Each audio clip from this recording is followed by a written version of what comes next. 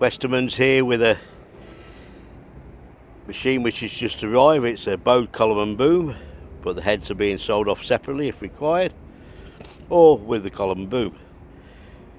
The actual head is a esab A6 subarc head with flux recovery air system.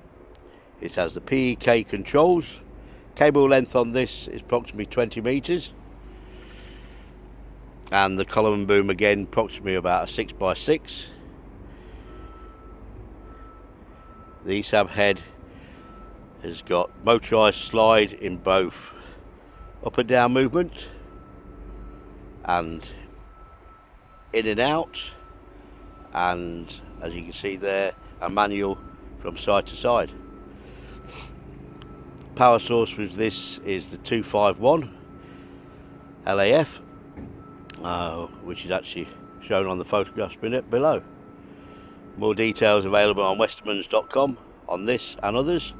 Like I say, heads being sold separately or as a package with the column boom.